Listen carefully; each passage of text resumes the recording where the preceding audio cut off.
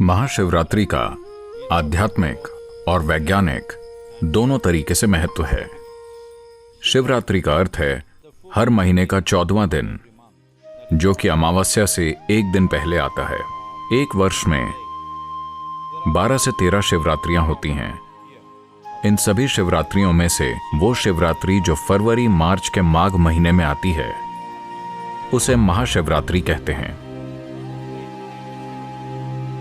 ग्रह के उत्तरी गोलार्ध में उस दिन इंसानी सिस्टम में ऊर्जा स्वाभाविक रूप से ऊपर की ओर बढ़ती है।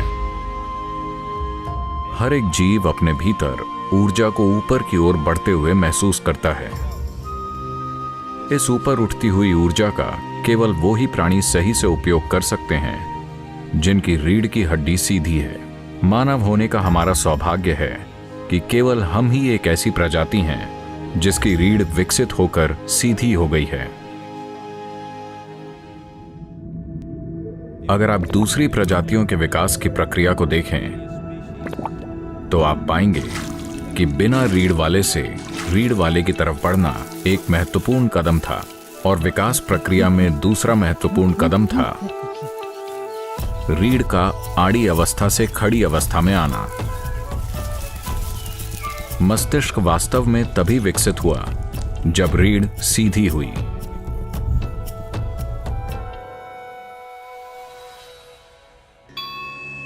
जैसे कि महाशिवरात्रि की रात में ऊर्जा स्वाभाविक रूप से ऊपर की ओर बढ़ती है, रात भर रीढ़ को सीधी रखने से जबरदस्त लाभ होता है। ये उनके लिए विशेष रूप से फायदेमंद है जो खासकर आध्यात्मिक मार्ग पर हैं, पर ये उन लोगों के लिए भी महत्वपूर्ण है जो पारिवारिक स्थितियों में हैं, और साथ ही दुनिया में उन लोगों के लिए भी जो महत्वाकांक्षी हैं। आध्यात्मिक मार्ग पर चलने वालों के लिए, योगियों के लिए ये वो दिन है जब शिव अपने भीतर की सभी हलचलों के परे चले गए और पूरी तरह से स्थिर हो गए। इसी दिन उनकी तीसरी आंख खुल गई और उनका बोध खिल उठा। हम ये कह रहे हैं कि ये दो आंखें सिर्फ इंद्रियां हैं।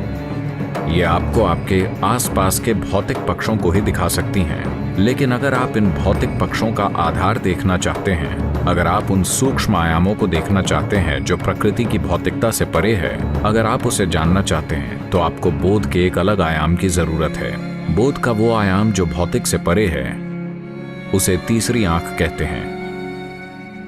तो ये वो दिन है जो आपके तीसरी आंख खोलने या आपके भीतर बोध के गहरे आयाम को उजागर करने की यात्रा को सहज बनाता है।